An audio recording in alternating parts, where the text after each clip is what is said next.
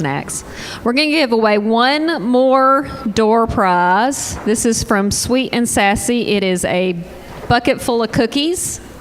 Of course it's food. So give me just a second and I'll tell you who's got it. I can find my app. Okay. Is James Woodcox here? James Woodcox. You are the winner of the Sweet and Sassy cookies. Enjoy.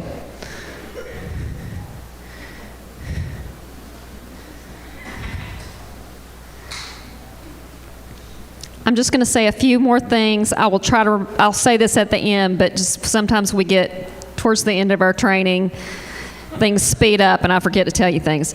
If you need social work CEUs, come see me after the training. Everybody else, you don't have to worry about it. We will email you your certificate. We will email evaluations. If you are Alabama Bar and you need CLEs, if you have not emailed me your bar number, you need to do that. I send all of that into the board, so you don't have to worry about getting a certificate at the end. All right, and we are going to hand it back over to Joe and Jason to learn more about how to help these kids who are being trafficked.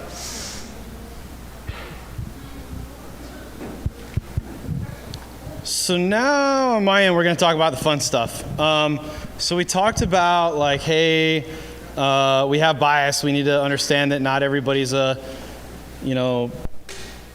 runaway troubled youth who got kidnapped and taken away because she was taking zip ties off of her windshield wipers and the white van pulled up behind her and threw a bag over her head and threw her in a van and drove off. We're past the bias of I ordered a new couch on Wayfair and holy Jesus, a Russian kid showed up in the box.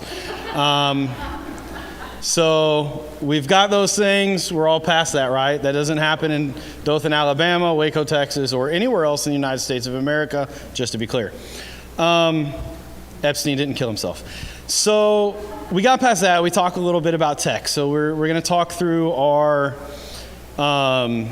forensics, all the things that we can do. Why do we lead up to when we would even send a text message that says, hey, I really would like to meet you, hopefully not officer.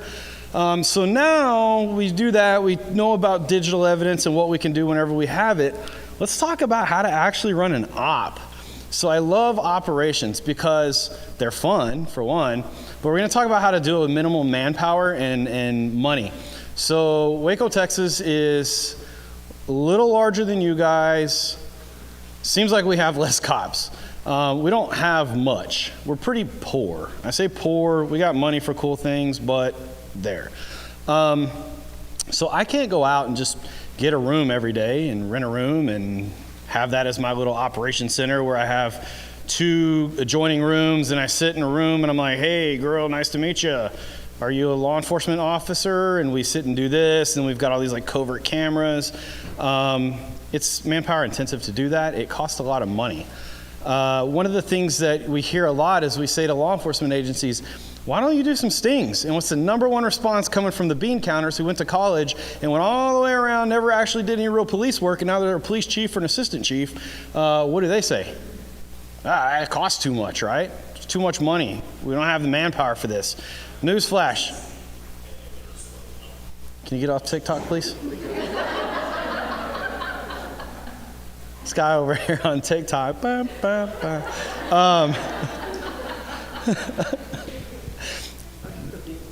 He's a bean counter. But why don't we do them? And the responses are typically, well, it takes a lot of people and it takes a lot of money, right? Well, we're going to talk about how it doesn't take a lot of people and it don't take a lot of money. So why do we need to do sting operations anyway? We talked a little bit about before. Really, these are the only way to find trafficking victims. They're not coming and knocking on the door again unless it happens in Dothan where they're like, hey, I would like to talk to somebody about human trafficking. I have been trafficked over the last 6 months. He's in the parking lot. He actually brought me up here.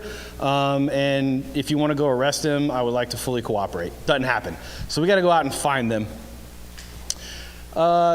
criminal charges can be brought against traffickers. That's obviously a no-brainer if we conduct this properly. And then my favorite, and the favorite of many bean counters, is money and assets can be seized. You guys have civil forfeiture laws in the state of Alabama, correct? Can you take people's things if they do bad things with it? It's my favorite thing to do. I'm not kidding, I will Zoom this if you guys have any questions. I've got the Chinese cat going like this on my office wall. And we took it from a trafficker. It's a little good luck thing. I always say something else. A lot of NGOs don't appreciate it. I appreciate it. If we do, as an example, an illicit massage business, I'm pulling up, we're gonna do our thing, and then we're gonna have a truck pull up. That truck is gonna be full of inmates that have a trailer, and we're gonna walk around inside there, and we're gonna go, I want this, I want that, I want this. Because I don't lift with my back, I lift with my inmates. So my inmates take all the massage beds. They take all of these things of value that you have, and we're gonna take it, and we're gonna auction it off because you're doing bad things with it. Cars, I got to roll in a Porsche one time, it was pretty cool, we took it from a guy. So the other thing about it is we can use those seizure funds to further our investigations. So it's really funny if you have large scale investigations, say you have one in Dothan that's tied to Flushing, New York, and you start knocking people off and you're seizing assets and money and you're climbing that chain, you can actually use their money to pay for your trip to New York City to go kick their door in and arrest them and bring them to Dothan, Oklahoma. Or, I'm sorry, Alabama, wrong state. But it's just something that can be done.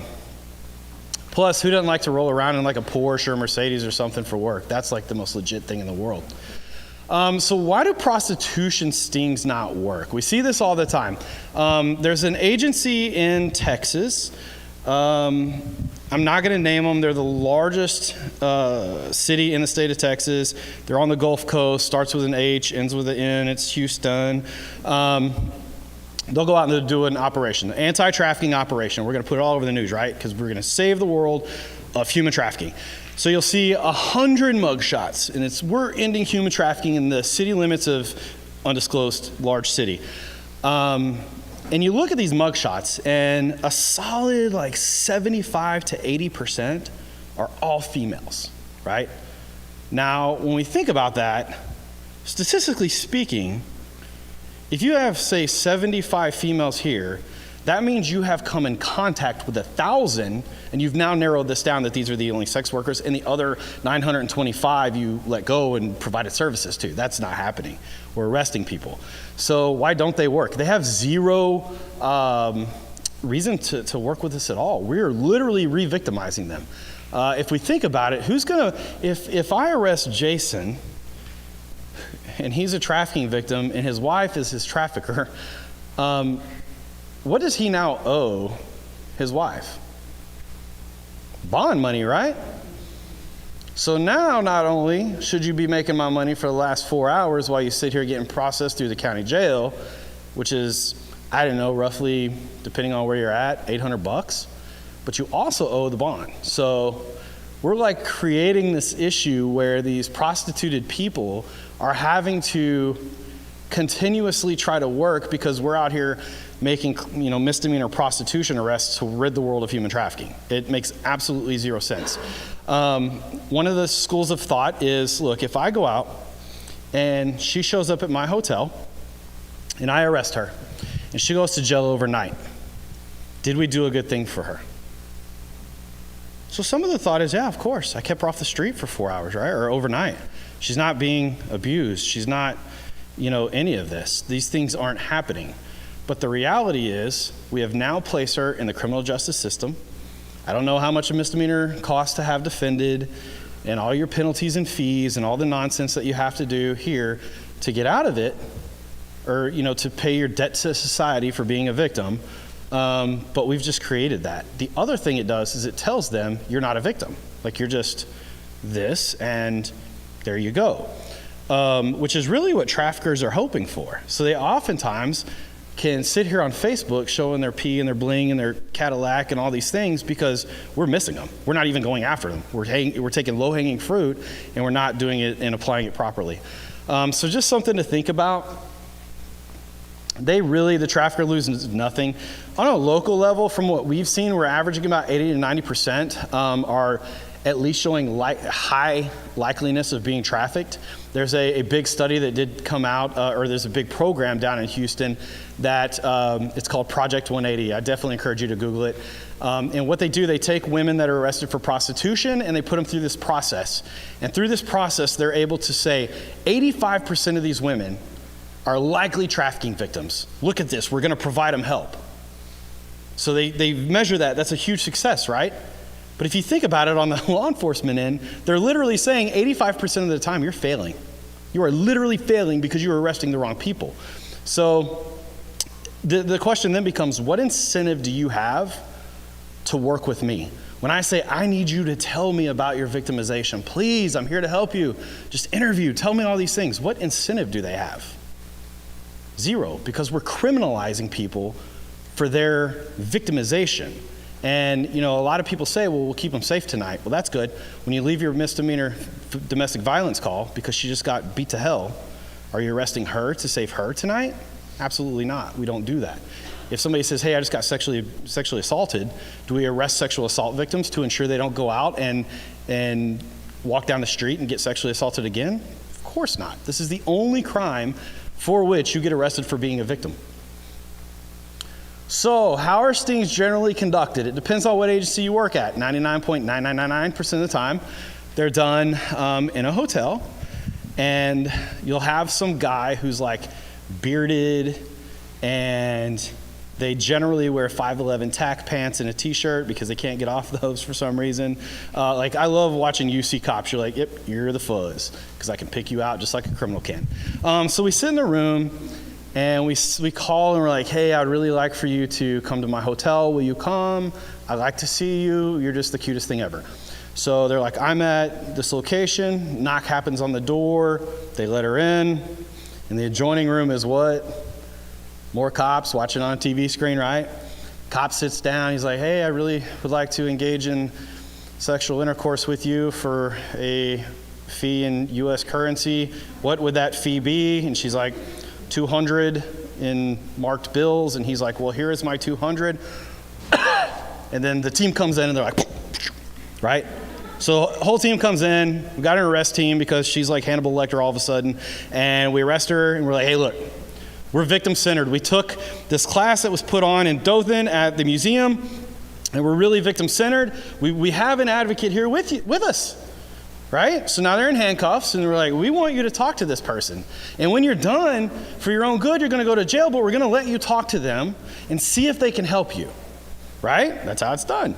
And what happens? They say, or they may be like, hey, yeah, I really need help, advocate. Thanks, great. Can you bond me out? And they go to jail. That's how these operations are done. There's a few things that happen here, and this is where I get ultra-feminist. You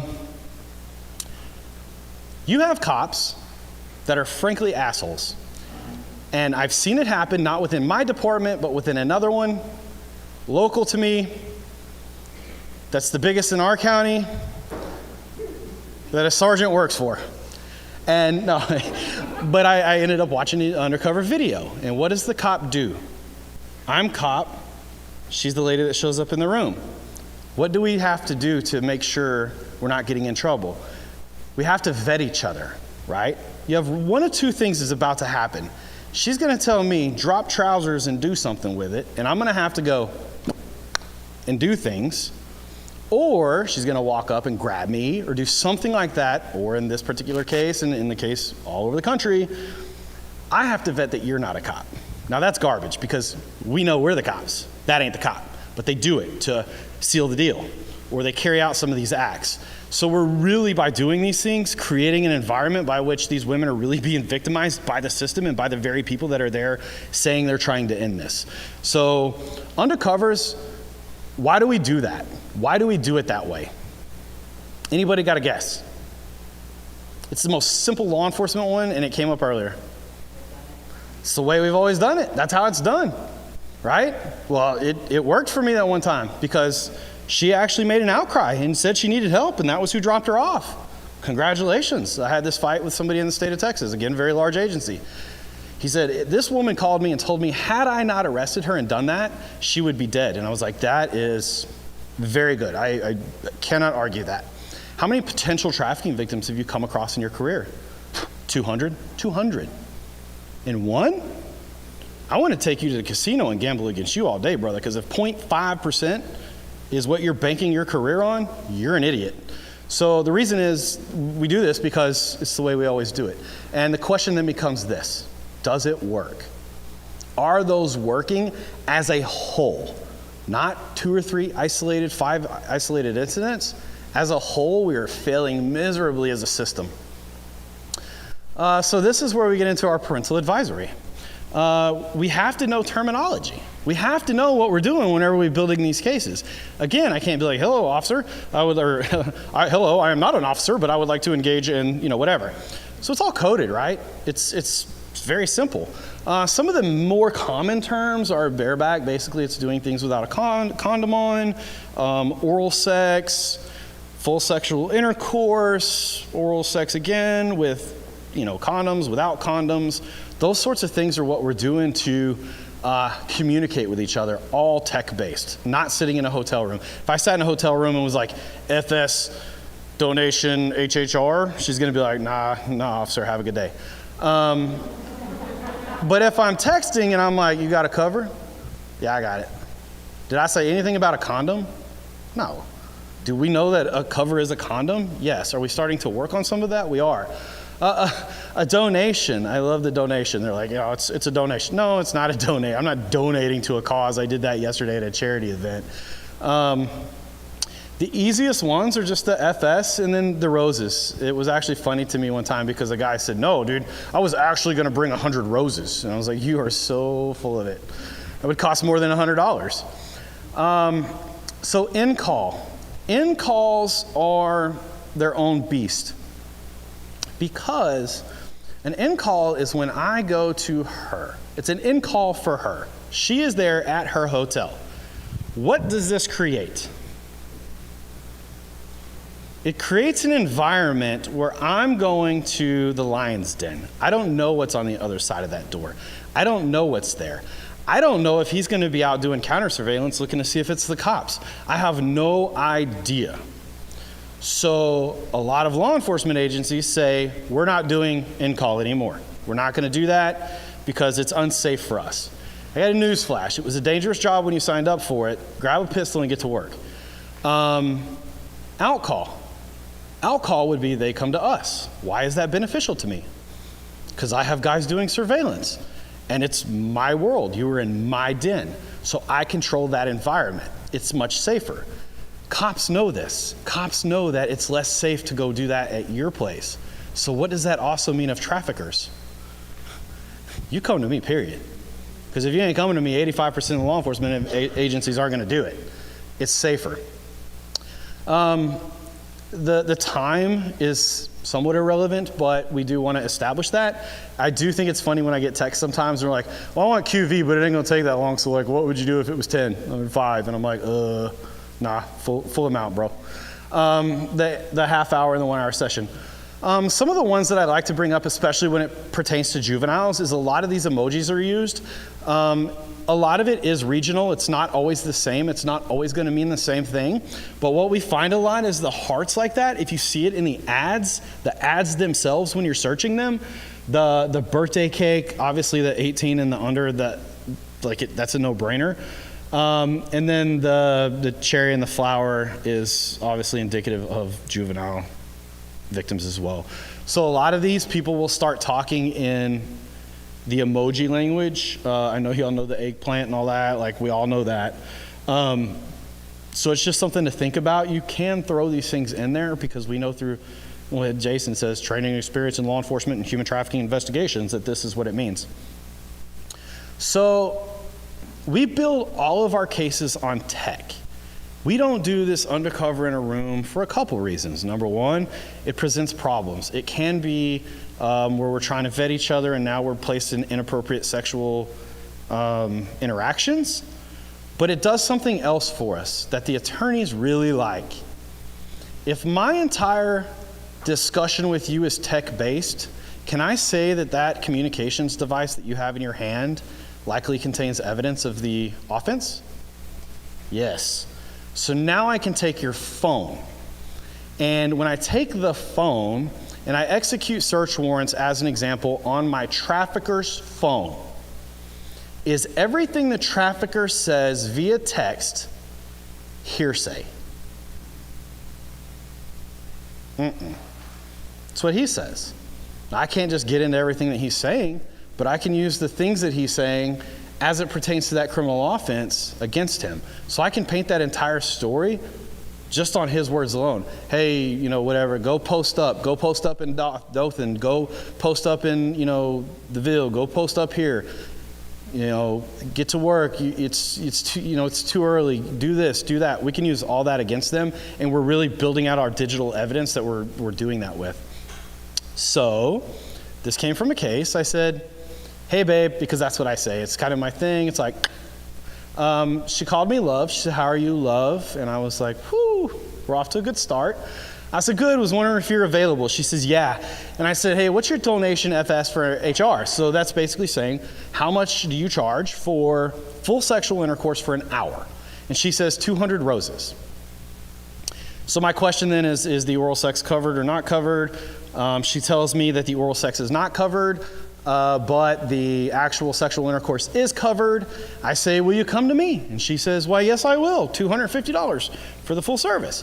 So at least in our penal code, and I'm sure y'all's is very similar, we have to have for the quote offense of prostitution, the underlying criminal offense, an agreement for sexual acts for money or for something of value, right? Is there anything in the Alabama penal code that says that must be in person, documented with currency exchange on tape that has marked bills? Nope. Is there anything that says that exchange has to happen in real life in person? No. We're meeting the elements of the offenses doing this. And I forgot to add, one thing I do like to add, and I say it here because it is a huge officer safety deal when we have buyers and we do these same things. We were working with an agency, and I laugh, but they demanded it be done with the money exchange, right? We were going to do it, have this exchange. This Yahoo shows up, and we have the UC sitting on the bed, and she's talking to him, and he's got behind him, I'm sure they're a thing here, those leather like holsters of sorts with the blade that you, like the knife, generally like a fillet type knife, on his back. And he had a backpack with him, and in the backpack was it was duct tape, a body bag, and rope. There was nothing good that was going to come of this interaction, period. Like, just be point blank. So my question then becomes this, especially for the law enforcement in the room, if we have to do this in-room thing, and me and Jason are sitting across from each other, and the guy pulls out a knife, and he just decides, I'm going to start cutting Jason up. And he starts doing his like ninja stuff. I've been on a SWAT team 12 years now. I feel very capable of my ability to shoot people, to stop the aggression. So I'm in the adjoining room watching the video camera, and I'm like, oh no, he just pulled out a knife. I need to do something. It's too late. Like, we have literally created an environment where we have undercovers that are really at risk. So I say all that to say this is really, really another reason why we do this. So they're going to come to us. We're doing surveillance on 330 Austin Avenue. 330 Austin Avenue is a really nice condo for us. It's a nice little condominium area. The owner hates when we're there. Hates it. Called my sheriff. Are y'all doing, whatever. Sheriff said, you doing stings there? Yes, sir. Why? Because it works. I'll call that son of a bitch right. Oh, good. So I gave him the condo that we use. It's 517. 517 doesn't even exist. It's non-existent. If they were to get through the gate, they would literally go walking looking for a non-existent, condo. Just if I gave 120 and somebody opened the door on 120, we might have a problem. I give him the gate code, 14605. It's a variation of my badge number. I just do that because I like throwing little jabs here and there. It doesn't work to get you in the gate. So she says to me, hey, I'm here. We're doing surveillance. And I'm like, oh, look, car pulled up. It's at the gate. She said, well, let me in. I'm like, and they're trying the code over and over and over. Is that probably our person? And they say, well, let me in. And I'm like, well, I'll come down. Well, at that point, we're jumping on. We're like, hey, nice to meet everybody. 2 sheriff's office vehicles. And then I send a message that says test. So the reason we do that is so that when I get my person and I say test, and that phone goes ding, test. Is there any question that that's the one I've been communicating with? No. What if it doesn't say anything? What if nothing happens? I like throwing this one out. Yeah, I don't want it to ding all the time. If that bad boy doesn't ding and you're by yourself, that means I'm talking to somebody else, and somebody else is telling you where to go, what to do. So what it's telling me is that phone in the next 30 seconds is gonna start ringing and it's gonna say daddy, I guarantee it. And we'll just sit and wait, and inevitably it'll start ringing. So it's not always like, oh my God, we're dead in the water, case is gone, it's not the phone. That could be a very good thing. So locations, we have to pick locations for specific reasons. We want them to be as isolated as possible without spooking suspects. I have seen people that like to do it like at the mall. They're like, let's meet in the middle of the mall. And I think it's only really because it's theatrical and they like putting on this vest and running through the mall and be like, "Arr!" You know, and everybody at the mall being like, whoa, this is the coolest thing ever. That's really the only reason I can think about it. I can't also say, I don't know, I'm sure there's some rural environments here in Dothan. Can you just be like, hey, come down County Road 457, take a ride on County Road 592, go down about 1.5 miles, look for the oak tree, and you'll see me over there? No, they're gonna be like, hey, that's where cops go to die. What's wrong with you? I ain't doing that.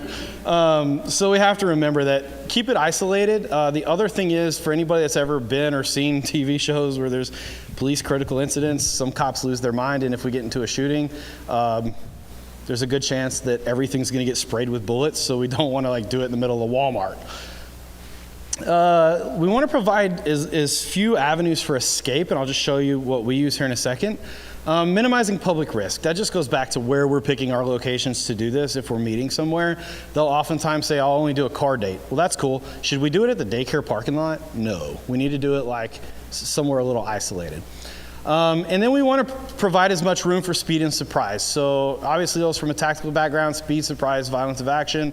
We want to be on you so fast you don't even know what's going on. So if you are a bad guy and you got a gun or whatever the case may be, we want to have you before you're like, oh man, this was a sting. So here's 330 Austin Avenue.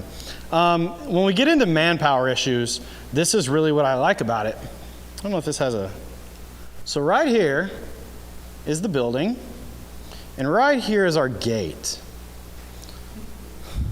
So if you go to that gate, and I leave my spot here and I pull in here, and our other guy goes here, you got anywhere to go? You're dead in the water, right? And that makes my heart happy. Just a street view, they're crammed there. There's literally nowhere to go. And again, going back to the officer safety or citizen safety, this is all a parking garage down there. There's hopefully, if things go south and people aren't hitting what they're shooting at, they're hitting empty vehicles. So that's really kind of why we like to do that one. What I will say is that over time, the people that live there are like, Black Dodge is in the Chamber of Commerce parking lot. And they'll get their lawn chairs and they'll be sitting out on the balcony.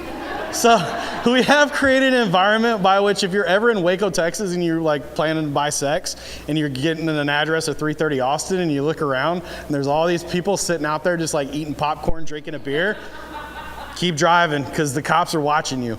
But it is kind of funny that they have picked up on that, and we'll shake up the vehicles every now and then because they'll be out there watching. It's like Facebook Live. So surveillance and takedowns. Takedown units can do surveillance. It's a pretty novel idea. So I think part of the thing that we've done when we've done trafficking investigations, we look at it through vice lenses, right? And when we look at vice is typically multi-responsibility. So they'll have prostitution and trafficking, generally just prostitution. They'll have a lot of times gambling, they'll have liquor laws, they'll have all these things. And a lot of times they'll do narcotics. So we have to ask, where did our practices come from? And the reality is probably narcotics if we think about it. So if we go out today, most law enforcement agencies, and they're like, hey, we're gonna go do an undercover deal and we're gonna go buy a dime bag of weed because we've got a weed problem.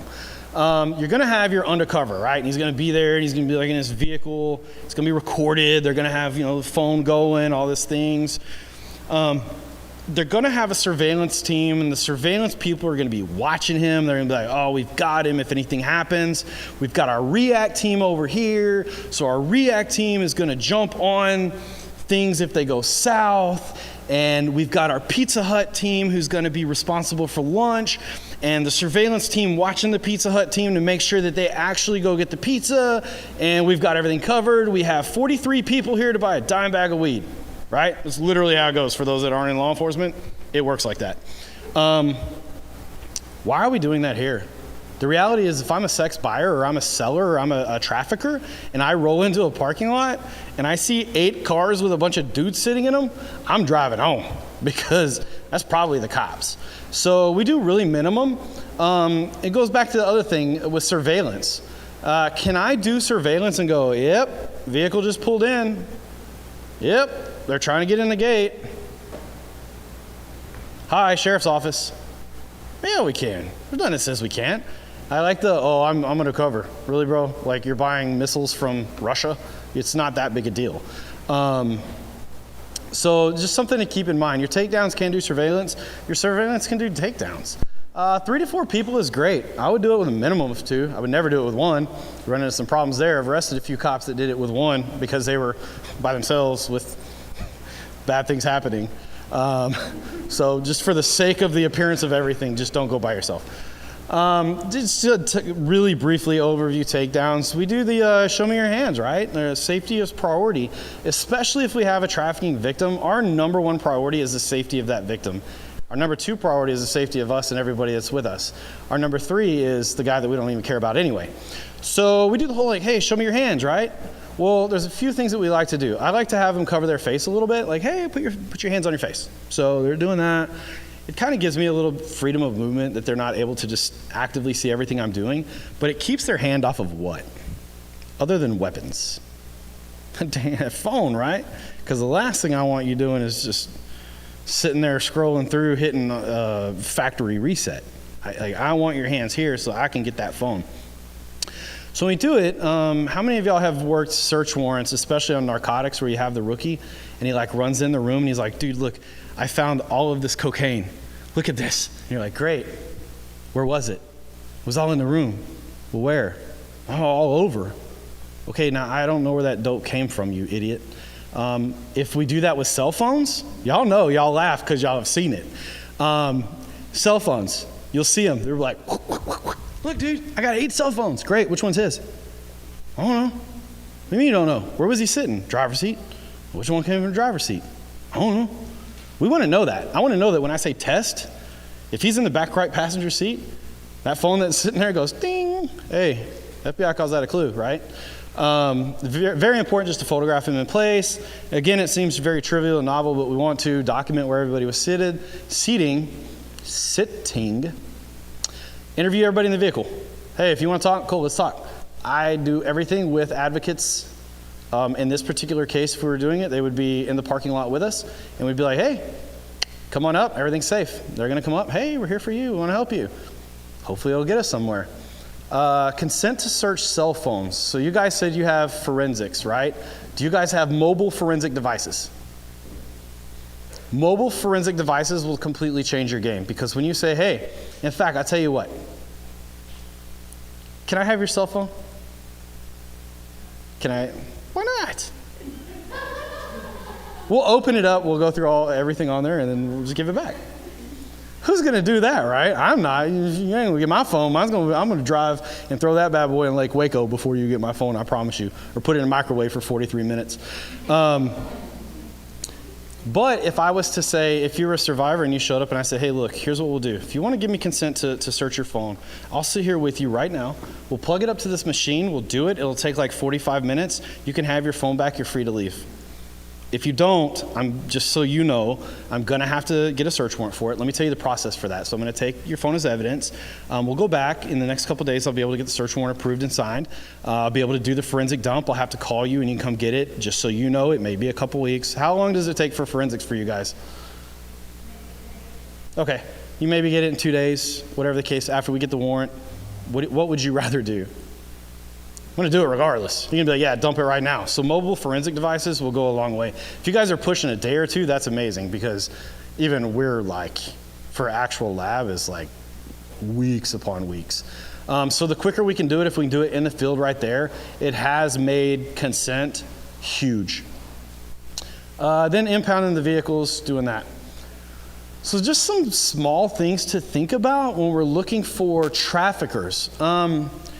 If we're gonna go to their hotel and they say, hey, let me know when you're 10 minutes away, don't do that. Say, okay, and then go to the hotel and put eyes on said hotel, get your surveillance going, and then say, hey, I'm 10 minutes away. One of two things will happen. Room, for instance, 134 will open up. You will see a male exit room 134. He will get in a vehicle, and he will sit and not move. And then when you say, I'm here, she's going to say, come to room 134. So I now know Jason needs to jump on the car while I knock on the door. And we want to do that. That way, what it is, they're just doing that to set up the surveillance, is all it is. They're counter-surveying. We have had one incident. Everybody remember Suge Knight, the record label guy? Huge, like 8 foot tall, 450 pounds. We're sitting there and I'm like, 10 minutes away, babe. And I see Suge Knight literally unfold from a car and walk into room whatever. And I'm like, this is odd. And when I got there, I was like, what room number? It was that room. I was like, this is bad. So luckily it was cool. I had a hoodie on with a pistol in my hand, knock on the door. And this is where I go back to the, can we do this safely? What we do in that particular instance, and all of them, any for that matter, we have a 3 to 4 man stack sitting right along the wall that they don't see. So when that person does open the door, we're not doing the old, hey, how you doing? We're literally holding, hey, sheriff's office, let me see your hands. And what happened in that case, old Suge Knight come around a corner like that, he was about to knock me out. Now, I don't know if y'all noticed this or not, I'm not a big guy. Just get that clear. I would have been out cold. So just the little things to think about. It can work both ways, but it is very important to do that because it does give us the upper hand to at least know, hey, look, there's something potentially wrong. Multiple ads and locations using the same phone number. We had this on a big organized, Chinese organized crime case that we worked. If I have 44 ads all posted in 44 different cities, all with the same phone number, and I'm able to go to that particular hotel in my jurisdiction, what is that telling us? It tells us we got an operations center somewhere, and they're just answering away. So that's really a big flag. Repeating information on the phone. Say they're driving to your hotel, and you're like, hey, okay, you're gonna get off at the Valley Mills exit. You go down probably half mile, you'll see the Motel 6 on the side. And you're talking to your girl, and she's like, okay, so we're gonna get off at the Valley Mills exit, we'll go down about a half mile, and Motel 6 is on the right-hand side, right? Yeah. Is she doing that to memorize that? She's doing it because somebody's driving that car, right? That's another time where we're like, hey guys, just so you know, we might have a vehicle to address. Hearing others in the background seems trivial, but what if you're on the phone and all you hear is this little party going on in the back of the car? Hey, we got like 18 people coming up because there's a party going. And then again, the travel. So one of the things I like to talk about is what to look for in vehicles because it's oftentimes way overlooked. We get out there, we want to build evidence that does not require that person to say, hey, I was trafficked here and I was trafficked there. We want to tell that story without them. So what I will say is this, if you see a silver Lexus bearing Arkansas license plate 149 William King 0, it's a trafficker, but he's gone. So Emmanuel Bailey rolled up. He's actually an aspiring rapper. He signed on with No Limit. I don't know for those that know of No Limit. Apparently they're trying to make a comeback. He was signed as No Limit. He cruises up. He's got Kennedy Bivens in the passenger seat of the car. Kennedy gets out, walks over to my hotel room, knocks on the door, comes in. Hey, sheriff's office, how you doing? We're done. We address Emmanuel. So in Mr. Bailey's vehicle, we find condoms. That's completely cool. I love this. I'm like, you got condoms, man? They're like, yeah, I carry condoms everywhere I go. I'm like, you lucky stud, you. Does it mean that he's a trafficker? No. Does it mean that he could be? That like we're showing a pattern of what's going on? Absolutely. What does condoms do for us too? I've really heard of this. I haven't personally seen it, but I've heard of U.S. attorneys saying, nope, these condoms were made in another country. They've affected interstate commerce as part of this trafficking and use it. I mean, That's slick. It's slick. I don't know how it would stand up in our courts, but I've heard of it happening, especially with Crown brand condoms. Food receipts. Does it matter to me that Emmanuel Bailey is, I don't know, guy's like 6 foot, 112 pounds soaking wet, that he had McDonald's in Killeen? Not really. Is it important to me that when he says, I don't know any of these people with me, I just gave him a ride, that Mr. Emmanuel Bailey had 1 sausage biscuit, 1 milk, 1 sausage biscuit with cheese, 3 packs of cookies, 3 chocolate chip cookies, 1 sausage gravy biscuit, 1 large sweet iced tea, 1 hash brown, and 1 Powerade? That fool did not eat all that. I'm just gonna throw it out there. That's important.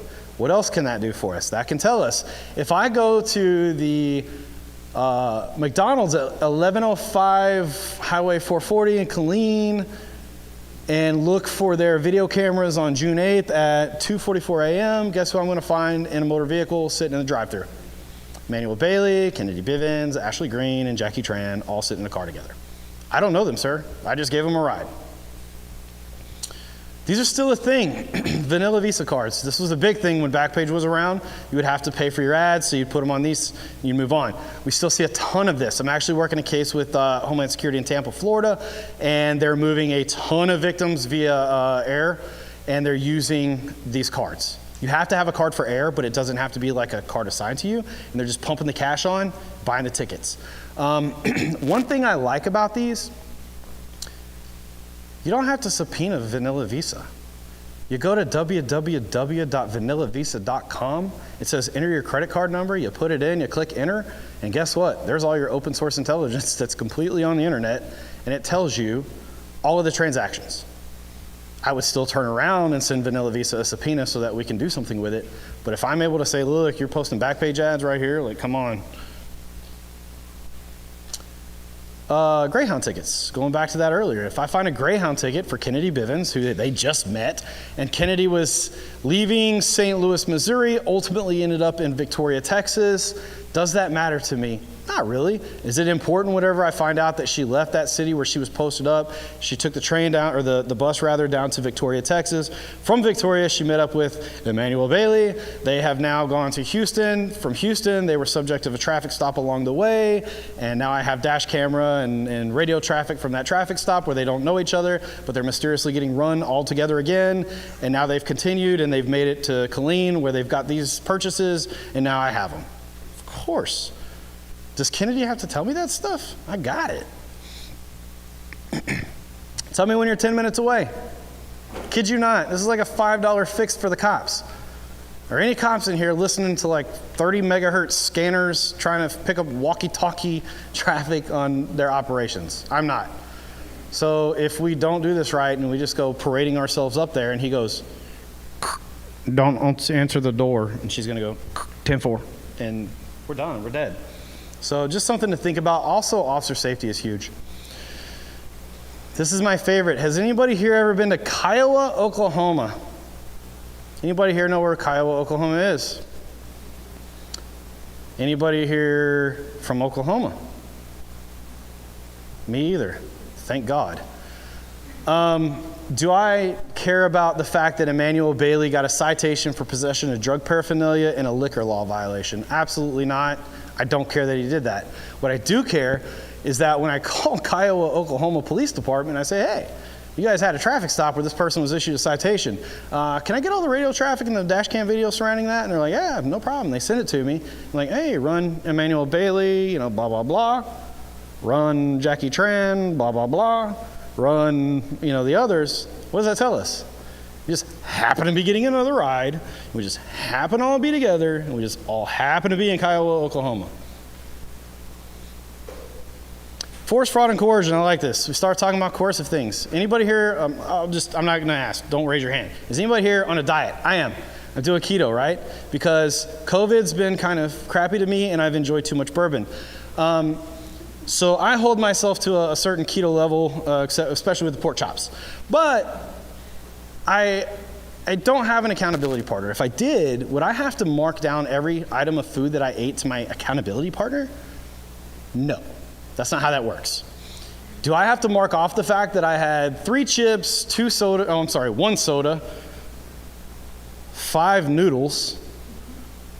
She can't spell ketchup, refried beans, and then layer on the bottom, and then we get payday. That really starts helping us build out a case. I've got another one that's still pending, but we found notes that were written, and literally the victim was like, hey, I'm very sorry. My job is to do nothing but make you money. I'm just a stupid B word. I'm sorry that I force you to do these things to me. I know that all you want is a car business, and I'm doing everything I can to make all the money you can. Please don't, blah, blah, blah. That's kind of the FBI calls that a clue again. We just document the clothing. I don't do anything with it. I just show like, hey, this is your lifestyle. You're constantly on the road. We were actually laughing yesterday. I travel a lot, and I'm a heavy traveler, but I still don't look like this. Like, this is all of your life in this bag. So just a case I want to talk about, Melvin Scott. Okay, Melvin Scott is literally like my favorite pimp. I'm not gonna lie. Melvin, so my street name is actually Sugar Pimp. I did an operation one time and the news asked, they said, how did you get all these people? And I said, well, I posed as a pimp. And they said, well, how did you get all of them? And I said, I don't know. And my sheriff said, because he's sweet. He's sweet like sugar. Hell, he's Sugar Pimp. And it stuck. So the people on the street, like when we arrested Melvin, he goes, hey, Sugar, what's up, man? I'm like, oh, okay, dude. So I don't know. He was a pretty cool guy, I thought. But we met, and we found an ad on the back page. We did our negotiations by text. And I'm just throwing this in there so that we have a little perspective that this does work. We were meeting at the Executive Inn. For those that have never been to Waco, the Executive Inn, I wouldn't stay there. So we started doing surveillance. We got the old, hey, tell me when you're 10 minutes away bit, right? So I'm like, all right, cool. So we go do our, hey, I'm 10 minutes away. I'm sitting there. And pretty briefly after, I watched a Mercedes-Benz pull in the parking lot. And I saw the girl from the ad get out. She walks in, and then I see Melvin get out and Melvin walk in. So now we run this risk again, like, am I being like an attempted robbery? What's he doing? So we end up going and making contact at the room. It's me again, knock on the door. I've got 3 people standing here. She opens the door, and I'm like, hey, sheriff's office, what's going on? Who's in the back? Now I know who's in the back, right? I just watched this guy. My homegirl. Okay, well, whatever. She's like, nah, she's in the shower. And the shower was running. So I'm like, sorry, that's not how that works. So I'm dealing with her, and I kid you not, and this is part of this. She goes, look, I need to tell you I have a medical condition. And I said, okay. Well, what happens is, apparently, I laugh, when she gets really drove up, have y'all ever seen Fainting Goats? And she's telling me, but sir, I poof out. And I'm like, oh, Jesus, this is bad. Like, call an ambulance. So about the time she does that, I'm sitting here and I'm kind of dealing with her, and I'm like, hey, are you alive? Did you just die on me? What are we doing here? And I hear the door get kicked to the bathroom, and apparently Melvin is actually not taking a shower. Melvin is taking another thing. And I hear my partner go, give me the phone. Give me the phone. And I hear, oh, that's tampering. Melvin decided, in Melvin's infinite wisdom, you're not going to get this phone unless you go diving for it.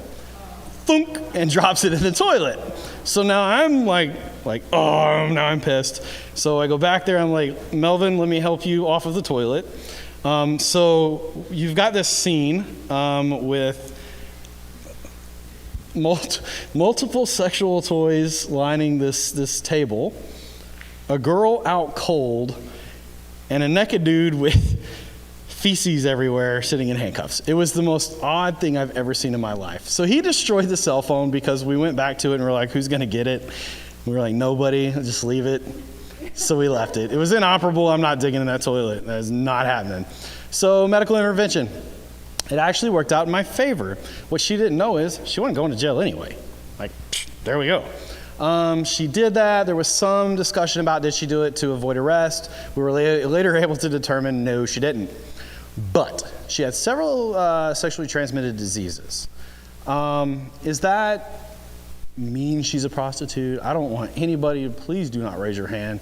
But Normal people can get multiple STDs. It's just what happens. That's life. You can get them from sloths, apparently, by petting them. I just found this out. It's true.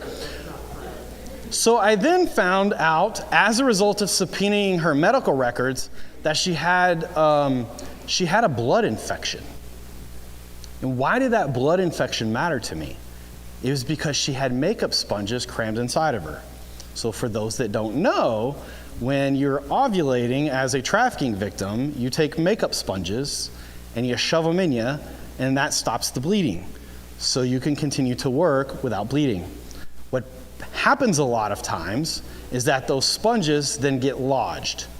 And when they get lodged, we then end up with I keep wanting to say diseases, with blood infections. So that's a very real thing. And it's something that's also important because when we see on a traffic stop, condoms, stripper pole, all these things, and sponges, makeup sponges, we're getting there. So that really worked again in our favor because we're able to start showing, hey, this is what's happening.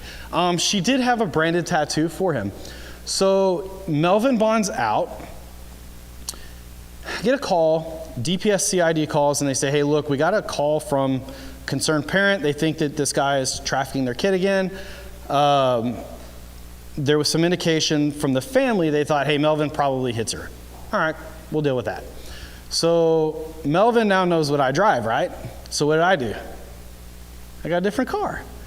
So, I mean, it's simple. So we told Melvin, will you guys out-call? Will you come to me? And Melvin's like, yeah. So we give him the location for the Marriott. We again work out these negotiations. And what vehicle did we see pulling in the parking lot? Same Mercedes, right? So Melvin pulls in and he heat runs and he drives off. And I'm like, oh man, he made us. He was just trying to see if he could find my truck is what it was. So Melvin comes back, he pulls in, I'll never forget, it was icy cold, and now he's sitting there and he's watching, and he goes, okay, go. So she gets out and she's walking across the parking lot to a non-existent room. And Melvin decides, what I need to also add to this is Melvin has an extremely violent criminal history, extremely violent. He is not the dude to toy with. He was cool with me, we had that going, but he was not that guy. So Melvin sees this other truck pulling up to him, and I think Melvin goes, oh wait, I think I've been through this before. And he decides, I'm gonna run. So Melvin pops the door, and he gets about halfway out, and as he gets like this, I do this like, I'm fairly flexible. I do like this ninja thing where I jumped. I've never actually done it before or after, but I hit the door, and the door hit Melvin, and Melvin hit the ground. And he's laying there and he's like, man, Sugar, why you do me like that? I said, Melvin, you know your history, dude. And he's like, I know, man, it's all right. He turned over, put his hands back. I'm like, hey, at least we have this understanding and relationship, right? So then I'm like, hey, who's this? And it's another female. So that female then says to me, look, I've seen this. I've seen what he did to her. I've seen those things. I need help. I'm a drug addict. I can help you if you can help me with the drugs. Let's do it. So what did we have? We had people that could tell a story and help paint a picture completely around a victim that never had to testify in court. So ultimately, we throw out jersey numbers. He pled. He just straight took an 18 on the trafficking and a 9 on the ag promotion. The judge stacked him, so he's 27 years prison on just a plea because the entire case is built. So when we have all of that information and we can move forward with all of that information, we really get somewhere.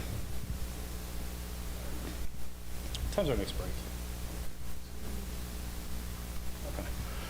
So what can we do as cops? That becomes the next question. And I love going to legislative meetings. I do a lot of assistance with legislative work in Texas.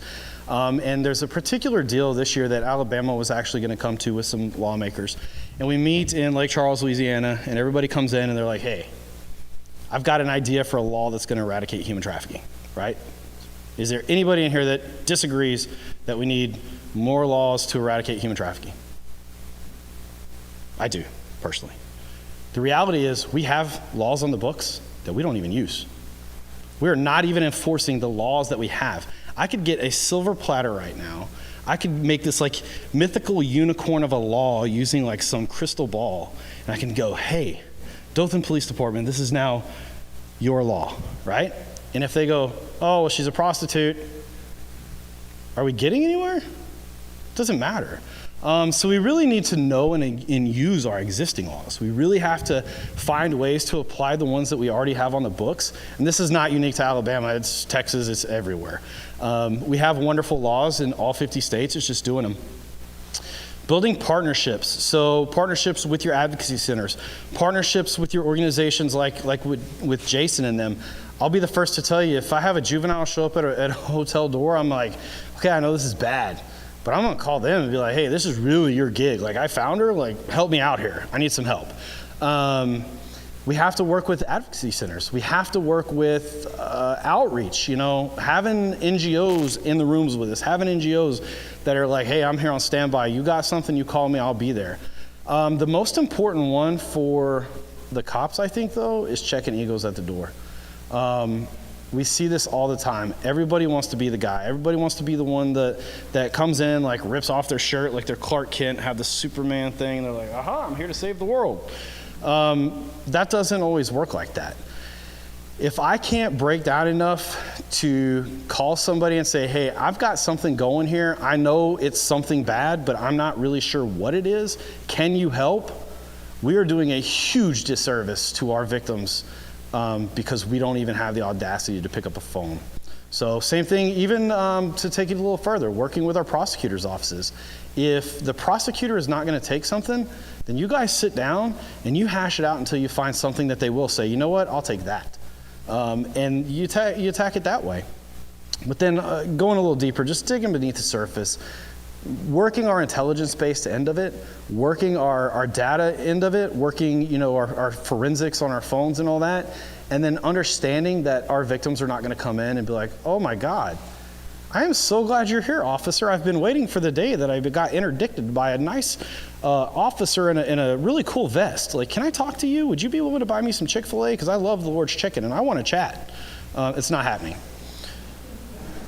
So on that, I'm going to hand this part over to Sergeant Lundquist to dig a little bit deeper into identified child victims. So we go through our sting operation. We've only got 3 people because we're poor and we're cheap. And now we've got our person. And now Sergeant Lundquist is going to do his magical stuff. Grace, do we want to take a break? It'll take like 10 minutes. We'll take a 10-minute break and we'll come back. Yeah.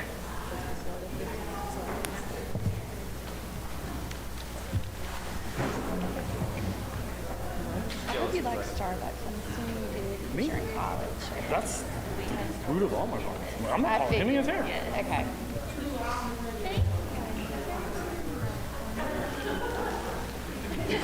What? Yeah, we did poll. You're our favorite intern ever, so. Whoever follows you has very big shoes to fill. So they indicted more like capital.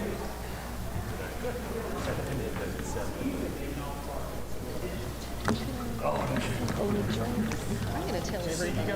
Yeah. Oh, yeah. I'm going to tell everybody to take their snacks with them on their table if they want them. I don't like anything. Answer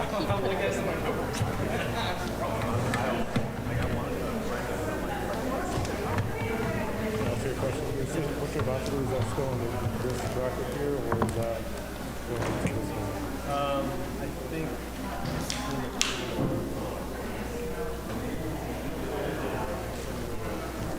Grace, can I take a look at this? Yes, you can. Are these your They were. There are more over there. I actually don't want. I just want to I just want one. Yeah, no, we are. Yeah, we're kind of on that. Yeah, this is gonna go. This is gonna go quick. For the different breakouts. Okay, so when we. So we'll have the slide when we get to that one. So we're kind of ahead. We'll skip through that break and we'll probably just move right into that. Okay. So. So I'm just gonna maybe the heads up. Because we'll block the swap, range up the screen, right? For all the sections. Okay, so when I get done and we go back to Joe, that'll be the. Okay. Yeah.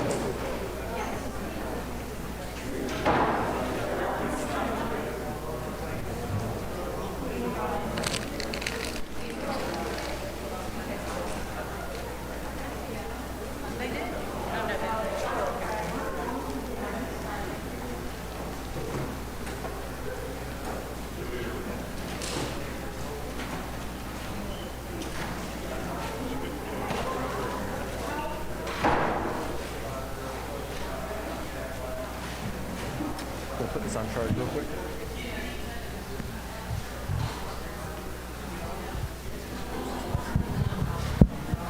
I wish that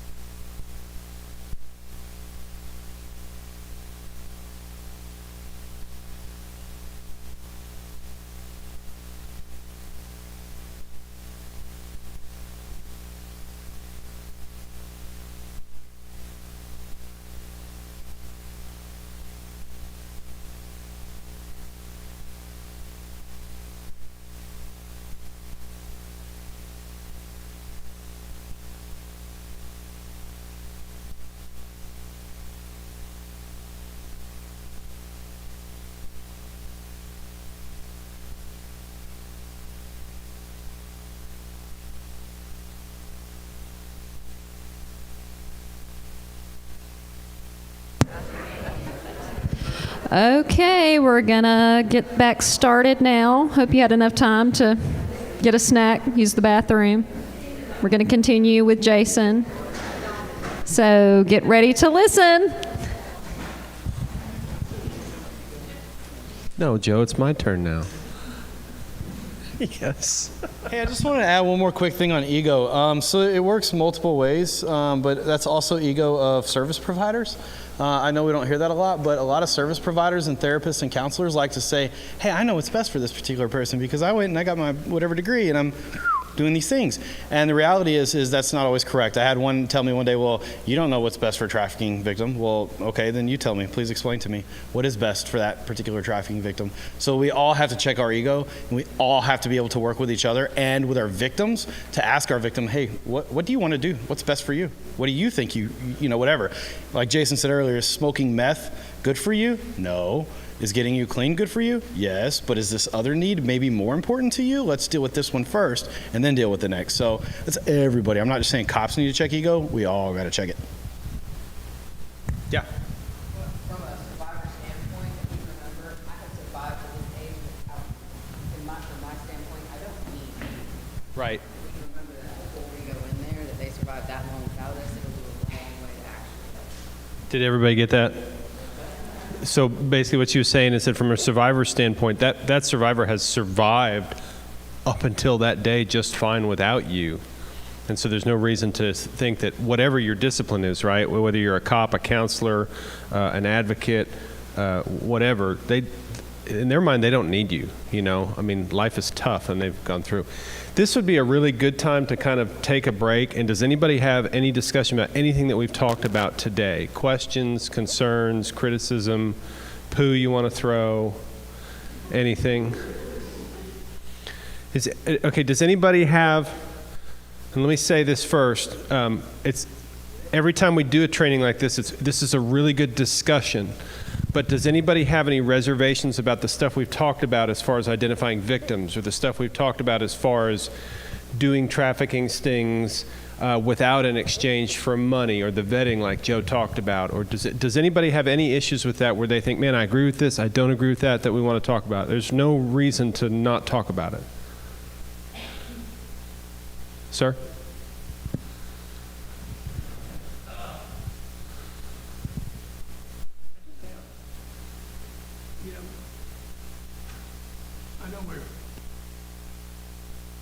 We're talking about trafficked victims.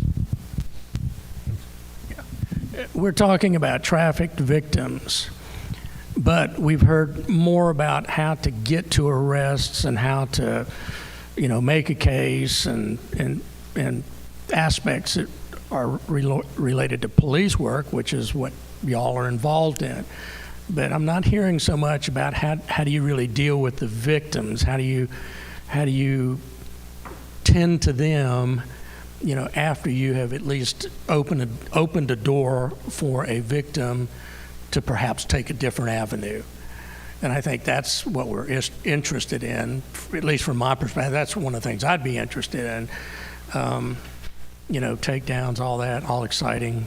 But, what about that person? How do you move them from that victim mentality or that victim position and offer them something other that they potentially can take advantage of? Right, yeah. And that's a good point. And hopefully we're going to get into some of that, but that's another thing that we can jump into. Do you have thoughts on that? What do you do? I'm an attorney for defense. Jesus Christ. Really good here. So I think from your angle, it's very important. Some of our best people are defense attorneys. Some of our best outcries come from defense attorneys. Because you're the one that's getting this person. It's like, hey, I got forced to go do this damn robbery. I didn't want to do this. This is what happened. And then your job is to be like, well, let's get you fixed up. So I think that from what you're seeing, you guys have a ton to bring to the table. This is where it kind of depends. So who here's a social worker? Okay, so we have more. So when I go pull you out of something, and I snatch you up and I'm like, hey, here's a social worker, what are you going to do?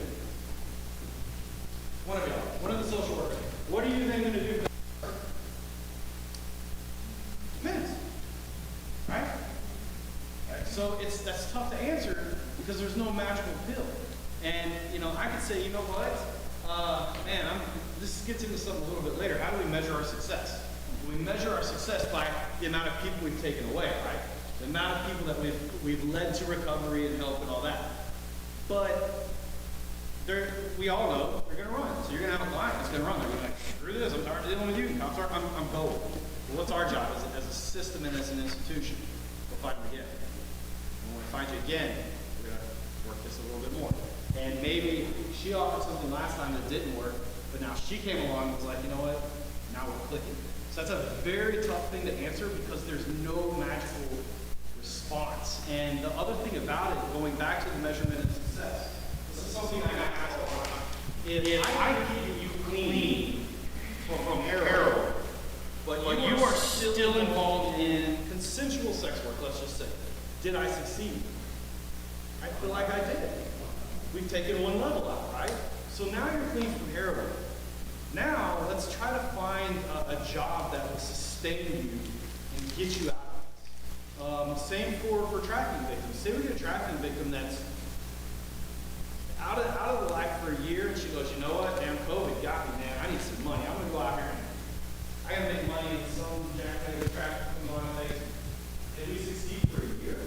Yeah, I can arguably say we succeeded, and this is a new event. So it's a tough one on our end because it all depends on each particular person.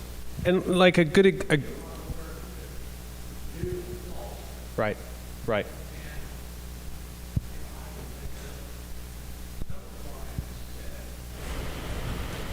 Either on the verge of being trafficked or having trafficked, or are in sex trade, business, and trying to find a way to help.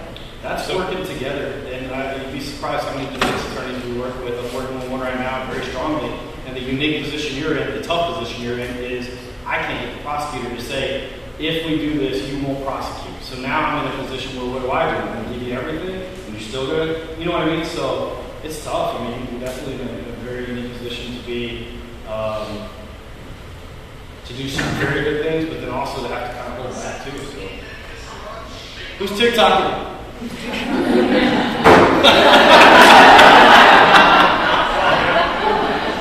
So that ties everything together. The girl in the back of that car that we talked to in the video, her ad litem ended up actually becoming her guardian at one point, and she was super helpful. And she said something kind of related to what we're talking about, but she had been meth addicted, and a year later she got involved in another case, and she said, well, she's doing better. And she was smoking marijuana just about every day of the week. And I think she was 17 at that point, which a lot of us would say, well, oh, she's not clean. Well, but here's the deal. She's smoking marijuana every day of the week, but she's not done methamphetamine in like a year. So score, right? Like that's a success.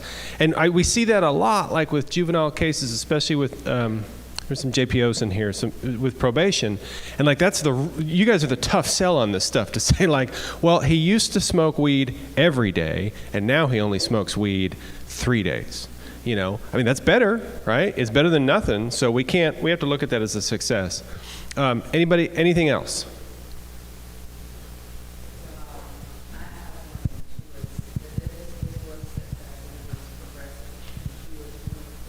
Here, let me do it.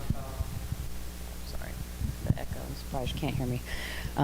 She was actually dropped off right around the corner. There's a park that they were all dropped off at. Somebody was supposed to pick them up and didn't show up on time, and they happened to wander down to the old fella's house right across from my house. So win for me. We got all but one of them. I didn't move fast enough on that one, but the general rule there was there would be a house that would take them if they went to Crestwood first. Crestwood would get them off the drugs. All I had to do was say, hey, they have intent to harm. As long as they agreed to do that, they'd say, yeah, I intend to use drugs, and then they'd be in the inpatient facility for a little while. So this particular woman, we went through that process. She dropped her off in there, and she went through the program, got into the house, and ended up leaving the house after only being there for like 2 weeks, and meandered back to my neighborhood. And she came back to my neighborhood because yeah, we'd feed her, we'd give her whatever she needed within reason. And we have even like rules as far as that goes. Like if you're high, you can't come in my house, but you can sit on my porch and I'll talk to you. If you have drugs on your person, you can't come on my property. You got to stand by the mailbox. Because I know this sounds weird, but there's a lot of people who walk around and are transient and in some of these situations around my area. And she ended up getting picked up by law enforcement and happened to tell them to call the mean Christian lady down the road. And that apparently was my nickname. I didn't know it until they called me because the officer happened to be a friend. And we went down and we talked with her. She went back to the house. She stayed there for about 2 months. And at this point, she's clean. She's not using any drugs whatsoever, and she's working for herself, which doesn't sound like a great thing, but we'd been working with her as far as on her body. And so some of the injuries that she'd sustained, she was no longer having pain from. She was no longer on meth. She was still in sex work, and she ended up pregnant. And when she was pregnant, something happened. A trafficker showed up and picked her up and started working her for a little while. And she started using meth again. And they picked her up and she was on meth. And we go down there to talk to her. I don't bond them out. I ain't got money for that. I just sit there and talk to them. And while I'm sitting there talking to her, I said, okay, well, here's the deal. If you'll go out here just long enough so you can be clean, I'll help you find a place for your baby. She wanted me to adopt it. I could not adopt it. There were too many of them that were also pregnant at the time, and you'll end up with a baby on your porch in wintertime, and you don't want that to happen. So long story short, the day that she delivered, we go down there, and the baby's name is Rylan, and she's now in Florida with her grandparents. And we got to talk with her that day, and we were praying over the baby. And as we were praying over the baby, she said, no one has ever done that. No one's ever shown that kind of love. She went back to the house that she kept leaving, and they helped set everything up to get it back to her grandparents' house. She went down there back to Florida, reunited with some of her family. She's still not on meth. And then about a year and a half later, I was walking down the road with another one of the girls, and she come walking out of this house. And I know everybody knows what this house is. You know what it is. That's the place. Yeah. And I looked at her and I said, "What the hell are you doing here?" And I said, "You come too far to be here, baby doll." She said, No. I'm clean. I'm sober. I just had to come back and get some of my stuff." And I said, "What are you talking about?" And she said, "Well, for years I worked for somebody else, and they always had all my stuff. And during that short period of time where she had worked for herself, she'd bought herself a few things, and they were important to her because she got them herself." And so that's all she was doing. She went, she got her stuff, and she left. And when she was on her way out, she still had my sun hat that I'd forgot whenever I went up there to the hospital. She's still clean. She's still doing good. And one of the things that I would tell them, because my end is not where a lot of these people are, I guess. So I interact with them a little bit differently. And when we get to about a month and a half past the last time they've had interaction like that, one of the things I tell them is every 21 days your skin cells turn over, and you're no longer the person on the outside that you were 21 days ago. It's a whole new person. Every 28 days, your cells on the inside of your body do the exact same thing. So everything that was on the inside is gone. It's dead, it's been removed from your body, and you're a new person on the inside. Every 33 days, your central nervous system does the same thing. It's just the body's natural process. So literally, your nervous system, your brain, all of the nerves in your body, you are a new person. So a month and a half after whatever happened to you last, you're a completely new person, and now you, as a new person, can choose where you want to go from here. You have your chance to make your choice. And it doesn't stop that, but it starts the brain starting to process the option of a different kind of life. And that's been the most helpful for me, is giving them options. So did any of that result in any sort of prosecution? It did not. Okay, but was it a success? It was. Yeah, see, so that's I think kind of where at least I'm going with it, is that we talk about services and we talk about social work, but do we offer those to suspects? Do we offer those to people that we've arrested? We don't. And so part of the biggest hurdle in all of this is we have to be able to recognize trafficking victims as victims, not as lesser criminals or complicit actors in what they're doing. So if everybody's there already, we're already ahead of the game. And I can tell you, like, don't be afraid to have these conversations. We had them early on in our, When we started this stuff, I love having them with Joe all the time, and we have them in our coalition and trainings, and it's good. And a lot of times it'll get confrontational. And it's okay to have an opinion to say, I just can't buy into that. For a lot of people, especially in law enforcement, you've got people who this was their whole career, was this paradigm of a vice model or a prostitution model. And that's okay. Nobody's trying to come and say, hey, you've done something wrong. It's just, hey, we could do it better. And I like the group that we've got here because we're all affiliated kind of with the Children's Advocacy Center. Is there one particular part of the MDT that's the most important? No, right? We're all players in the game. We all come to the table. And so that's the mentality that I like to take when we come to trafficking, whether it be adult or domestic minor sex trafficking. It's just let's measure our successes in what's in the best interest of the victim. So if everybody's there already, that's awesome. But don't be afraid to have those conversations because they're worth having. And I guarantee you they're going to come up because if everybody in this room is on the same page, you're going to go out and talk to people who are not. Grace? That's why we're doing these trainings, is because most of you are our team members in here, and every year we do a different discipline. Like we try to do law enforcement, or we'll have someone who's an attorney, or we'll have someone who's a social worker. And the idea is, that even if it's not your discipline that you're in, you're getting more insight into what your team members are doing, and to reach out to your team members. You may not be a counselor, but if you're victim-centered, and this kid needs help, but you've got team members that you can reach out to. So that's the beauty of having a child advocacy center in our community. Not everyone has them, but it helps pull all these disciplines together that are helping these children. So, and that's a big part of what we're doing here today, is that these people and you can reach out. And guess what? Even if you have, we tell this to people in the community, this may not be a kid that came to the CAC, but if you got questions or concerns, you're worried about a kid, you can always pick up the phone and call us, because we will find somebody that we can connect you to, find some sort of resource, if it's not us, to help that child. All right, so if we're on that page, domestic minor sex trafficking involves, there's two key words in that title, or juvenile sex trafficking, or child sex trafficking, or child sexual exploitation. There's all the different terms for it. They involve two really important terms from my perspective, child and sex, because those two things aren't supposed to go together, right? And so if we can acknowledge the victimization aspect of human trafficking, and if we can recognize that child sex trafficking victims are child rape victims, then why don't we just treat it like child rape, right? Because we're good at that. The Children's Advocacy Center model has been around for almost 40 years. We've got that down pretty good. So if we can take the system that's already in place and apply that to this new thought process or this new population of victims that we've identified, then that's what we can do. But that's a hard sell for somebody. And I like to use this to give this example. Does everybody know who these two girls are? So this is Chelsea Clinton.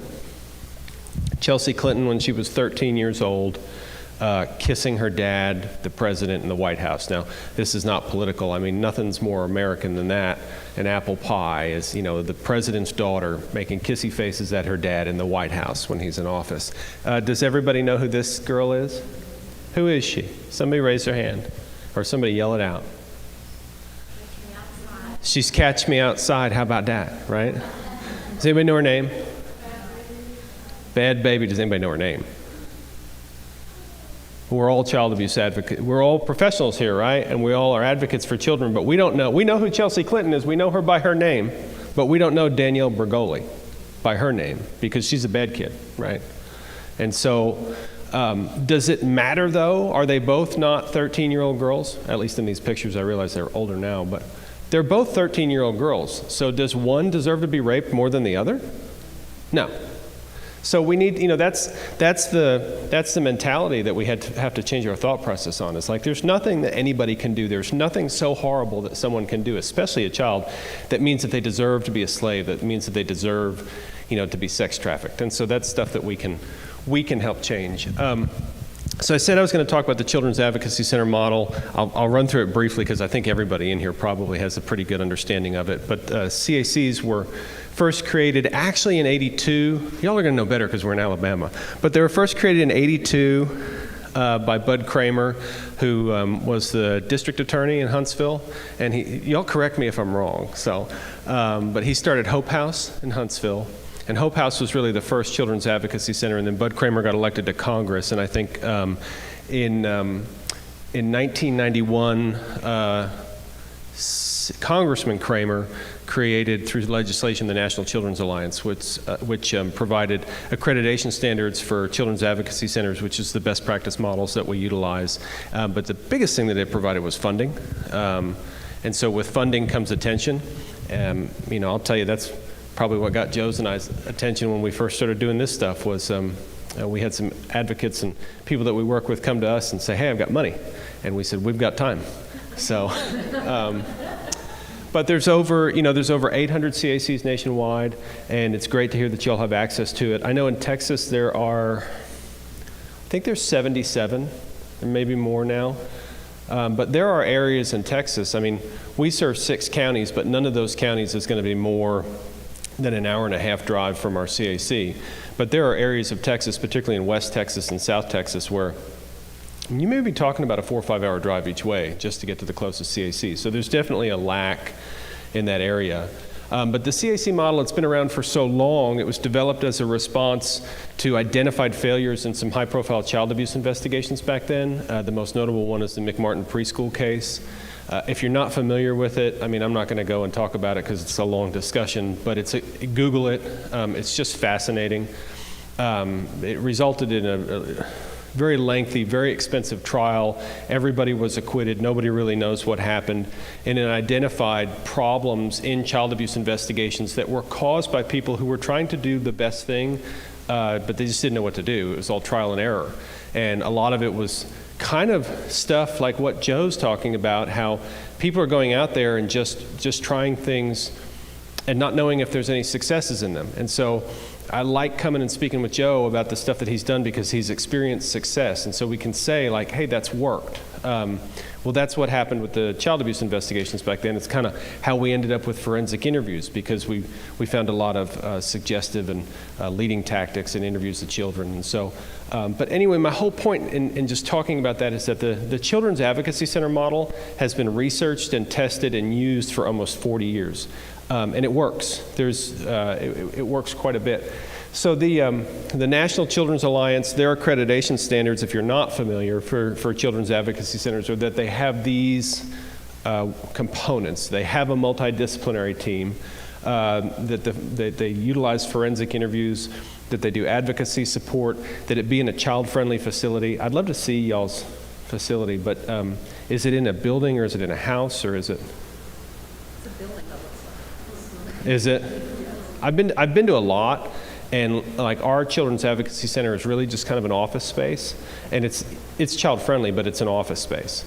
And then I've been to some children's advocacy centers where they're these awesome, cute little houses, and they have dogs that live there, and it's just great, you know. If you ever get a chance to go to Oklahoma City, go visit their Children's Advocacy Center. It is amazing. It is an entire city block. It's 7 houses, I think, and like one house is the CAC and the interviewers, one house is the police, one house is the medical component, one house is CPS, and it's just the neatest thing. And then I don't know how y'all's standards are. They're probably the same as ours, but about allowing, we call them in Texas alleged perpetrators, so your suspects or the people who might be the abusers. Do you allow them on the property? Okay. So we built our center to where we have a designated secure space for those folks in our police department side, so we will allow them there. But Oklahoma City, they said, no, we tell them to get off. And like, they don't just have to get off the house, like they have to get off the entire city block. So And then also to provide mental health services, medical services, and exams, usually through SAFE and SANE exams. What do you call them here? Sexual assault exams. SANE exams? Okay. And that they have regular meetings of their MDT, that they provide case management, that the center exhibits cultural competence, and that they do training and professional development, which I'm sure is part of why we're here today. How often do y'all's MDT meet?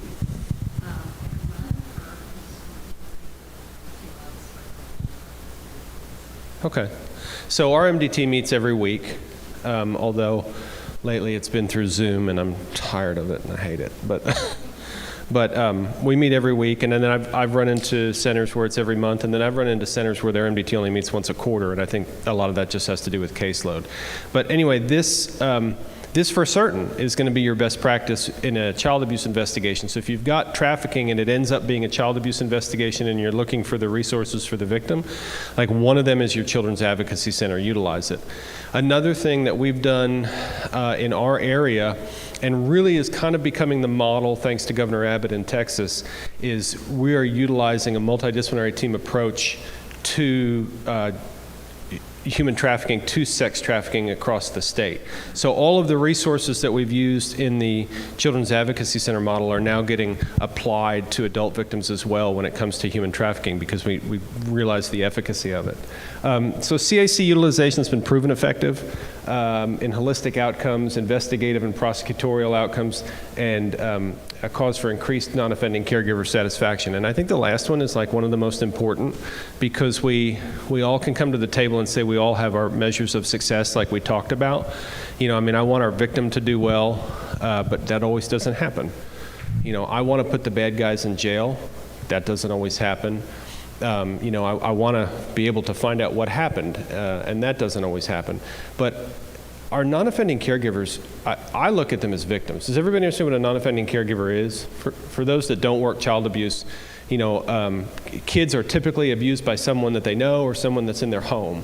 And not always everyone in that home is the person abusing them. So usually there's another person that's a caregiver to a child that doesn't offend, so that's your non-offending caregiver. And I really view them as victims. So if you have increased non-offending caregiver satisfaction, that's definitely a measure of success for your CAC.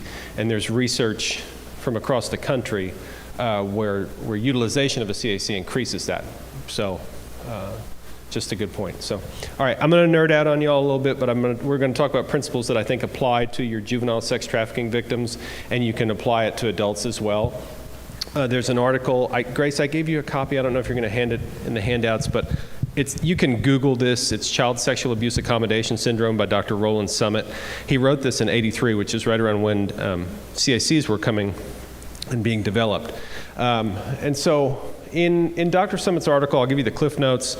It's honestly a 15-minute read. Like, you don't have to nerd out to want to read it, and you don't have to dedicate an afternoon. It's 15 minutes. And it's very concise, easy to read, and it's brief. But basically what Dr. Summit said is that in every case of child sexual abuse, the victim may experience one of these 5 symptoms or more related to the sexual abuse. And those symptoms are secrecy, helplessness, entrapment, accommodation, a delayed and unconvincing disclosure, and then ultimately a retraction and a recantation. I think anybody in the field, does anybody disagree that these happen a lot? You know? Okay, so let's just go through and kind of discuss some of them. And then what I want to do is we can talk about it in the context of a child, but also in the context of a trafficking victim. Like, where are we going to see these? What are they going to look like? Okay, so I'll kind of start off with like secrecy. Children normally experience a symptom of secrecy because we teach them that as adults, because as adults, think about it in your own house, and I'm not asking for anybody to raise their hand and tell us what goes on, but there are things that we do that we don't want our kids to go to school and talk about, right? I mean, that's normal, even in good, non-criminal, non-child abusing families. Like, if there's a fight in the house and we end up screaming and yelling at each other, I don't want the kids to go and talk about that. So, or trying to think of another good example without making it awkward. But you know, I mean, there are people who don't really clean their house, you know, and it might be nasty. might not be criminally dirty, but it's just nasty, you know. We don't expect our kids to go and tell people at church or people outside of the house like, hey, our house is nasty, you know. So kids are kind of already indoctrinated to secrecy. They understand that there are certain subjects that we don't talk about. Now that's going to apply in completely benign situations, and it's going to apply when it comes to sexual abuse, right? So secrecy is kids are already accustomed to it, so then when Uncle Touchy comes in and starts molesting them, they're used to, well, we don't talk about that either, because we sure as heck don't talk about it if it involves your nipples. So, okay. How about helplessness? Does anybody think of a legitimate, benign example of helplessness that a child may experience just normally? Exactly. They don't get to pick what they eat. We force feed the Brussels sprouts down their throat, or the broccoli, or the lima beans, or whatever. Anything else? Easy example. I mean, these are easy. It's just basic parenting. They don't get to choose if they go to school. They have to go to bed at a certain time. We talked about eating vegetables. They have to take cough medicine, which tastes like, you know, pretty awful. So kids are already used to this, the symptom of helplessness. And so if you add sexual abuse in there, it's something that they're already used to. It's just something I have to endure. It's just something I have to put up with. And so sex trafficking victims is kind of the same deal. You know, if you're being pimped out, it's something I'm already used to, especially if you've got a kid that comes from maybe foster care or comes from a situation of sexual abuse. They're already used to it. So this is just a trafficker supplementing something that they already know. So helplessness. What about entrapment and accommodation? Legitimate uses for entrapment and accommodation. If you're a parent, you can't say you don't know about this. Nobody? Yeah, the old ice cream bribe, right? Anything else? You can stay up later, you can watch some more TV. I'm going to tell your boyfriend. I got my daughter. I got to tell a story. I know we're live streaming this. She's going to hate it, but I got to tell a story. So my daughter, her boyfriend, he's a good kid, and I like him. And I hate to say that in a public setting, but I do. Because as a dad, they're supposed to not know. Anyway, I like him, and my daughter's about to go to college next year, and we're working on picking out schools. And one of the schools that I found that has a program that she's interested in is Texas Women's University. Now, Texas Women's University is a co-ed school, but it's Texas Women's University. And anyway, I had said that to her. She was over my house with her boyfriend. And I said that to her, and she goes, Dad, I don't want to go to a school where there's no men. And I looked straight at her boyfriend, and I said, why not? But I mean, that's kind of an entrapment, situation that you would have. It's just normal. It's normal as parents that we're going to do this with kids. I mean, we're going to motivate them, and we're going to blackmail them into doing their homework, cleaning their room, and listening to us, So you can completely do that with abuse, especially all of trafficking is really entrapment and accommodation. But your grooming behaviors are going to be your entrapment, right? Nobody's going to believe you because I'm a minister. Nobody's going to believe you because I'm older. Nobody's going to listen to you because you're all drugged out. And the drugs are a big part. I've worked a lot of child sexual abuse cases, and I've worked several trafficking cases where the drugs are the number one device to control your victim. So you're going to entrap your victim by just keeping them high. So, anybody else got anything on that? Okay, and then what about, does anybody want to talk about like our delayed unconvincing disclosure or a retraction or recantation? Anybody got any good stories related to that? Man, okay. I'll try harder next time. I will say, yeah, go ahead. No, go ahead.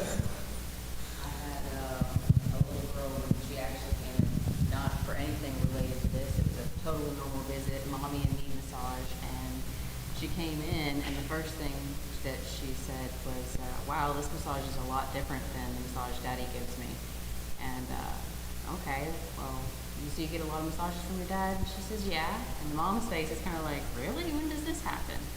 And so we go through the process of asking her how it's different and that sort of thing. And the mom took her to our local CAC, and when she got in there, she's no, the only massages I get are here. And each time she came back for the mommy and me massage, she would give us a little bit more information, and then whenever she'd have to tell someone else about it, then she would say it never happened. So we kept records and notes of everything, and eventually she just completely said, no, he never gives me any massages at all. And it was like 3 months of her working with the therapist before she actually came back and started getting details. But we were able to use everything that she'd given us before and actually keep that timeline for them to be able to use with it. But it was hard getting information out of her because she loved her dad and she didn't want to get in trouble. Yeah, and those are great examples of a delayed, unconvincing disclosure and a retraction or a recantation. And the reason, I mean, I think everybody understands, but the reason why kids do that is because kids generally want to please adults. Like, that's a normal thing for kids to do. They want to make us happy. We've talked about bias. We've talked about forensic interviews. Like, that's why we utilize forensic interviews. It's because we don't want to project our bias onto the children. We want them to give us their story without any impediments to doing that. So we understand why kids do that, because when they talk about sexual abuse that's committed particularly by someone in the household or someone that the family knows, like, that's bad. We don't want to hear that. And kids are going to judge whether or not they're going to be believed. They're going to judge what the reaction is going to be of their caregivers when they outcry. And so they test the waters. Anybody who's done child abuse has seen this. You'll see a kid say, well, it was just touching above the clothes. And I can't tell you how many of those just touching above the clothes cases have ended up being, violent sexual assaults, where we end up uncovering tons of physical evidence that's horrible because the kiddos are just touching the water. They're just testing the waters. But when I say testing the waters, we've got to understand what they're testing. They're testing on whether or not their caregivers, they're testing whether or not the people that they have to talk to are going to believe them. Because if they don't believe them, what happens? They go back into that situation and they continue getting abused, and it's either going to continue for longer or it's never going to stop, and most times it's going to get worse. So if we take what we know through research and decades of practice with child sexual abuse and we apply it to trafficking victims, be them adults or children, it's the same. A trafficking victim, especially a juvenile trafficking victim, is completely going to give you a delayed, unconvincing disclosure, is completely going to retract or recant, because they're going to test you out, especially as law enforcement. They're going to test you out and they're going to say, am I going to be believed? What's going to happen to me if I'm not believed? Like Joe talked about.